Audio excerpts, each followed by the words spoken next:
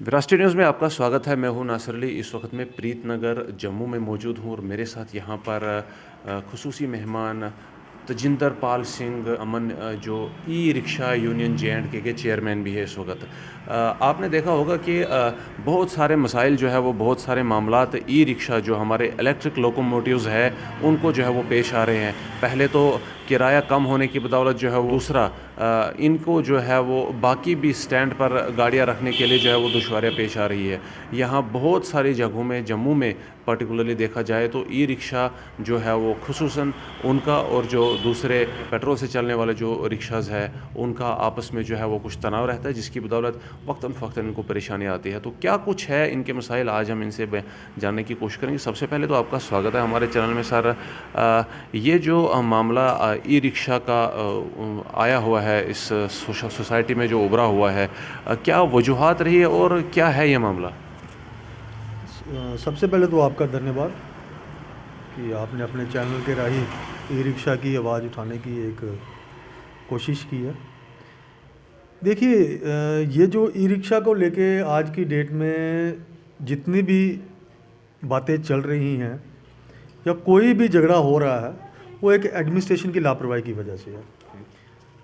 क्योंकि एडमिनिस्ट्रेशन ने e rickshaw को इम्प्लीमेंट किया, तो ई रिक्शा किसी ने अपने घर से तो पैदा किया नहीं है या कोई अपनी मैन्युफैक्चरिंग तो की नहीं है।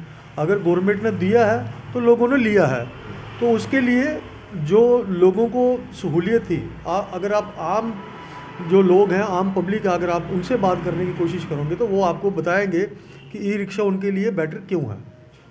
मैं ज़्यादा दूर ना जाऊं, मैं गुरु नानक नगर की ही बात करूं। अगर हमारे गुरु नानक नगर में मैटाडोर पिछले 20 से 25 साल से यहाँ मैटाडोर नहीं आ रही। जो प्रीत नगर के रहने वाले लोग हैं, जो प्रीत नगर के आगे का एरिया है, नानक नगर के एरिया के लोग हैं, उनको मैटाडोर गांधीनगर में ड्रॉप कर देती थी।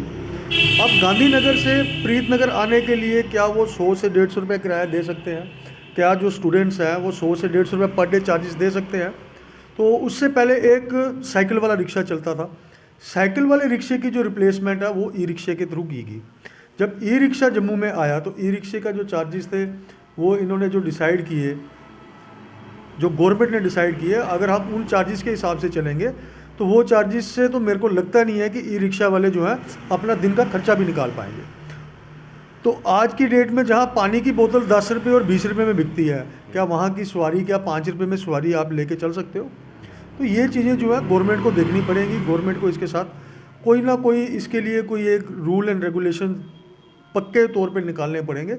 वही जो मेन लड़ाई है, वही लड़ाई है, उसको हल करने के लिए एडमिनिस्ट्रेशन का साथ जो बहुत ज़रूरी चाहिए। यानी आप चाहते हैं कि जो किराया एडमिनिस्ट्रेशन ने फिक्स किया है उस पर ई रिक्शा का जो है वो एक्सपेंसेस है वो पूरे नहीं होते हैं, तो उससे किराया क्या आप ज़्यादा बढ़ाना चाहते हैं? या जो सुनने में आया था कि जो पेट्रोल डीजल से चलने वाला ऑटो है उन्होंने जो है वो ये मुद्दा उठाया हुआ कि आपकी कम प्राइसेस की बदौलत उनकी मार्केट पर फ़र्क पड़ रहा है। देखिए, ऐसा कुछ भी नहीं है कि हमारी कम प्राइजेस की वजह से उनके मतलब कि बिज़नेस को फ़र्क पड़ रहा है। वो मैंने पहले भी बोला, मैं कई बार ये चीज़ें बोलता आया हूँ कि वो हमारे भाई हैं। हमारे में उनमें यही फ़र्क है, वो पेट्रोल से चलते हैं, हम बैटरी से चलते हैं। अब बस उनमें मिसअंडरस्टैंडिंग ये है कि उनको ये चीज़ समझ नहीं आ रही कि इसमें भी उतना ही खर्चा है, इसमें भी खर्चा हमें उतना ही पड़ता है। रही बात किराए की, जो अभी तक तो गवर्नमेंट ने निकाला नहीं है, जो गवर्नमेंट ने निकाला था कि 5 रुपये स्टाफ, आप ही मुझे बता दीजिए, क्या 5 रुपये स्टाफ से ई रिक्शा वाला दिन में कितना कमा लेगा? 500 रुपया। 500 रुपया कमा के वो अपने बच्चों का पेट पालेगा, बैंक की इंस्टॉलमेंट देगा या अपना घर का खर्चा चलाएगा? क्या ये पॉसिबिलिटी है? अगर पॉसिबिलिटी है तो हमें बताया जाए। रही बात पेट्रोल ऑटो वालों की, पेट्रोल ऑटो वाले के साथ हमारा वेरी फर्स्ट डे से हमारी बातचीत उनके साथ चल रही है और कई जगह तक मुझे लग रहा है, कई बातों पे हम उनके साथ बैठ के, वो भी हमारी बातों से सहमत हो चुके हैं, हम भी हो चुके हैं। अब ये फ़र्ज़ बनता है गवर्नमेंट एडमिनिस्ट्रेशन का कि हम दोनों को इकट्ठे बैठ के जो रूल एंड रेगुलेशन लगाने हैं, जैसा उन्होंने इम्प्लीमेंट करना, हम करने के लिए तैयार हैं। किराया जो है, जो फेयर है, आपके तमाम तर एक्सपेंसेस को इंक्लूड करके ही जो है वो फिक्स किया जाता है। तो ई रिक्शा को ज़्यादा जो खर्चा आता है, जो वो अपना किराया बढ़ाना चाहते हैं। आप मुझे ये बताओ प्रीतनगर से लेके गांधीनगर तक 2 से 2.25 किलोमीटर का फासला है। ठीक। मैं एक चक्कर प्रीतनगर से गांधीनगर जाऊंगा, ठीक। कम से कम 10 मिनट लगेंगे आज की ट्रैफिक को लेके। बिल्कुल। क्या मुझे यहाँ से वहाँ तक 5 रुपये मिलेंगे? मैं दिन में कितने चक्कर लगा लूँगा? 10, 20, 30, मतलब कि मैं दिन में 150 रुपये कमाऊँगा। क्या 150 रुपये से मेरा घर चलेगा? आज की डेट में 250 से 300 रुपये लीटर सरसों का तेल है, 50-60 रुपये केजी चीनी है, 40 रुपये किलो आटा है। तो मैं 150 रुपये लेके लोक सेवा करूँगा या अपने बच्चों को पालूंगा या स्कूल की फ़ीस दूंगा? क्या क्या करूँगा? ठीक है, अगर गवर्नमेंट ने सोचना चाहिए था, जहाँ गवर्नमेंट को ये पता है कि हम दिन ब दिन टैक्सेस लगाते जा रहे हैं, प्रॉपर्टी पे टैक्स लग रहा है, हर एक चीज़ पे टैक्स लग रहा है, रोड टैक्स हम भी देते हैं, गाड़ी का इंश्योरेंस हम भी करवाते हैं। गाड़ी सिर्फ हमारी गाड़ी की पोल्यूशन नहीं है, हमारी गाड़ी का परमिट नहीं है, बाकी सारे टैक्सेस हम दे रहे हैं। तो उसके बावजूद भी हमें 5 रुपये क्यों? बात किराए की नहीं है, बात अगर रखना है जो गवर्नमेंट ने रखा था 20 रुपये पर स्टॉप, 20 रुपये सवारी पर स्टॉप, ठीक है, हमें उससे कोई तंगी नहीं है। आप देख लीजिए ना, आज 20 रुपये में आता क्या है? अगर मैं 20 रुपये में बात करने के चलूँ, आज 20 रुपये में तो मेरे घर के मेरा पेट भी नहीं पलेगा। तो इसलिए गवर्नमेंट को ये देख के पूरी बातें सोच समझ के इसके ऊपर कोई एक्शन लेना चाहिए। ऐसे ही बिना के 5 रुपये या 3 रुपये या 2 रुपये, वो पहले ज़माने की बातें थी, जब सिटी बस वगैरह का ज़माना था, जब टांगे का ज़माना था। आज की डेट में आप देख लीजिए, हमें सड़क पे चलने का भी टैक्स देना पड़ रहा है, तो 5 रुपये से पूरी पड़ेगी? इस वक्त ये डिफाइंड नहीं है कि स्टॉप जो है वो कितने किलोमीटर का हो। आप बड़ी गाड़ियों की बात करें, मैटाडोर की बात कीजिए आप, 5 रुपये में 10 रुपये में जो है वो मैटाडोर, उसका तो ज़्यादा एक्सपेंसेस है, वो भी छोड़ देती है। ई रिक्शा को उतना जो है वो एक्सपेंसेस नहीं लगते हैं स्टॉप्स पे छोड़ने के लिए, फिर भी जो फिक्स रेट। मैटाडोर में 2 से 4 सवारियाँ नहीं बैठती है, मैटाडोर में 30 सवारी बैठती है, पर मैटाडोर का किराया 5 रुपये नहीं है। मैटाडोर का भी स्टॉप 10 रुपये से शुरू होता है। 10 रुपये में 30 सवारियाँ बैठेंगी, 300 रुपये उनका बनता है, और उस 300 रुपये में से वो 10 रुपये स्टॉप है। मैं अगर कुंजवानी से लेके मुझे अगर जीवल तक जाना हो, मैटाडोर वाले 10 जगह रुकते हैं, 10 किस्म की सवारी बैठती है। हमारा मैटाडोर के साथ कोई भी कंपैरिजन नहीं है। हमारा सिर्फ यही है कि अगर इसको लागू किया गया है, गवर्नमेंट को चाहिए कि इसके ऊपर तवज्जो दिया जाए। हम नहीं चाहते किसी से हमारी कोई लड़ाई हो, ना हमारी किसी से कोई लड़ाई है ना कुछ है, सिर्फ और सिर्फ यही है कि रूल एंड रेगुलेशन के साथ चला जाए। हम लोग रूल एंड रेगुलेशन को फॉलो करने वाले लोग हैं। जो गवर्नमेंट जायज़ रूल हम पे लगाएगी, जायज़ किराया हमें देगी, जायज़ मतलब कि जो स्टैंड्स हैं वो स्टैंड्स हमें मिलेंगे, हम उसी पे चलेंगे। हमारा तो यही मुद्दा है कि हमने अगर गवर्नमेंट ने इसको इम्प्लीमेंट किया है तो इसको चलवाया जाए, ये ना हो। गवर्नमेंट ने इसका नाम दिया था स्मार्ट सिटी। ये ऑटो चले गए थे बिना पोल्यूशन के स्मार्ट सिटी में। जब ये ऑटो चल रहे हैं, जब गवर्नमेंट ने निकाले हैं, सभी ने लिए हैं, लोग अपना प्राइवेट काम छोड़ के उन्होंने ऑटो ले लिए कि हम चलाएंगे। इंस्टॉलमेंट भी दे रहे हैं, इंश्योरेंस भी दे रहे हैं, 2 साल के बाद इसके बाद टोकन भी लगेगा इसको। इसका 2 साल का टोकन है, 2 साल के बाद फिर टोकन भी भरा जाएगा इसका।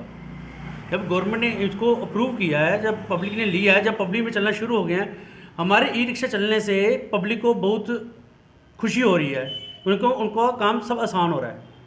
जो मेट्रो में वेट करते थे, मेट्रो स्टॉप पे रुकती थी या छोटा ऑटो स्टॉप पे रुकता था, वो वेट करवाता था 5 मिनट 10 मिनट हर जगह स्टॉप पे वेट कराता था। ऑटो रिक्शे ई रिक्शा ऐसा चला है कि वो सवारी अपने घर के बाहर उतर रही है, किसी भी गली में जा सकता है, कहीं भी जा सकता है, वो गली के बाहर उतर रहा है।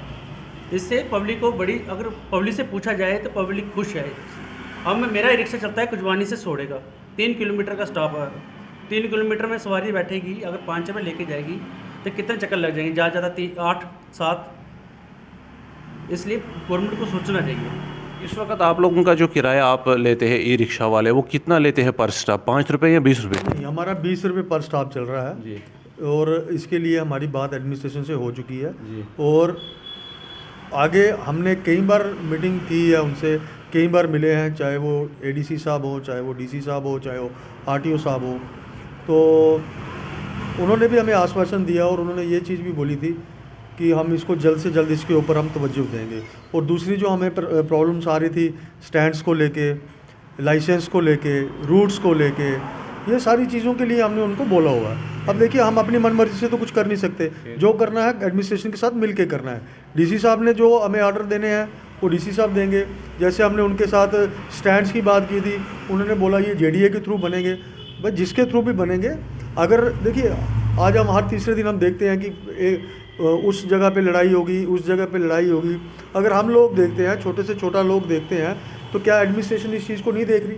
अगर देख रही है तो क्यों नहीं इसके ऊपर कुछ ना कुछ कार्रवाई की जा रही? क्यों नहीं इसके ऊपर कोई एक्शन लिया जा रहा ताकि इस चीज़ को, इस लड़ाई को हल किया जाए? ठीक है, थैंक यू। ई रिक्शा को जब से इंट्रोड्यूस किया गया तो शुरू में 5 रुपये जो है वो फिक्स किए गए थे पर स्टॉप, और स्टॉप की भी कोई डेफिनेशन नहीं है। कहीं 2 किलोमीटर है, कहीं 1 किलोमीटर, और कहीं 3 किलोमीटर तो हो सकता है, कहीं पर इससे भी ज़्यादा हो। लेकिन 5 रुपये में ई रिक्शा चलाने वाले तमाम चालकों का एक ही जो है वो दावा है कि 5 रुपये में हमारा दिन पूरा नहीं होता है। इसके लिए किराया जो है वो एडमिनिस्ट्रेशन की तरफ से बढ़ाया जाना चाहिए। इनके अपने एक्सपेंसेस कितने लगते हैं पर स्टॉप ये तो फ़िलहाल पता नहीं है, मगर जो मुद्दा ई रिक्शा का इस वक्त उठा हुआ है सोसाइटी में बहुत ज़्यादा गरमाया हुआ है, जिसमें ई रिक्शा को जो है वो स्टैंड नहीं दिया जाता है, वहाँ पर भी जो है वो ऑटोज़ खड़ा नहीं करने दिए जाते हैं, और इन लोगों ने जो है वो अपने अलग से स्टैंड बनाए हुए हैं, और ये ज़्यादा दूर दराज के जो सफ़र है वो भी तय नहीं कर सकते, क्योंकि इनका मुद्दा जो है वो अभी तक सॉल्व नहीं किया गया है। एडमिनिस्ट्रेशन ने इनकी तरफ से जो है वो इनके लिए क्या सलूशन निकाला ये भी जो है वो फ़िलहाल एक मामला ही बना हुआ है। मगर जो ई रिक्शा कम्युनिटी की ओवरऑल एक गुहार है, वो कई महीनों से जो है वो मंजर आम पर सोशल मीडिया के तहत या फिर दूसरे चैनल्स के तहत जो है वो वक्तन फ़क्तन आती रही, और उसका जो है वो अभी तक कोई भी हाल एडमिनिस्ट्रेशन की तरफ से जम्मू में नहीं निकाला गया है। जम्मू के अलावा बाकी शहरों की बात करें तो शायद वहाँ पे भी इसी किस्म की परेशानियाँ हों, और वहाँ पे भी जो है वो आस्ता आस्ता वहाँ से भी गुहार जो है वो आना शुरू हो जाए। मगर ई रिक्शा वालों का एक ही जो मुद्दा है वो ये है कि किराया बढ़ाया जाए, ताकि ये लोग भी एक स्टैंडर्डाइज्ड अर्निंग के साथ शाम को अपने घर जा सके, जहाँ दौर इस वक्त बहुत ज़्यादा महंगाई का चल रहा है। आने वाले वक्त में इनके बारे में क्या कुछ फैसला एडमिनिस्ट्रेशन लेती है, या फिर ई रिक्शा यूनियन जो है वो अपनी तरफ से किन इकदामात का जो है वो इंतज़ाम करती है, ये तो खैर देखने वाली बात होगी। लेकिन फ़िलहाल के लिए जो है वो ई रिक्शा वाले अभी तक इंतज़ार में है कि हुकूमत की तरफ से, एडमिनिस्ट्रेशन की तरफ से कोई जवाब आएगा। आप इस बारे में क्या राय रखते हैं ये कमेंट सेक्शन में ज़रूर लिखिए। तब तक के लिए मुझे दीजिए इजाज़त, अपना ख्याल रखिए।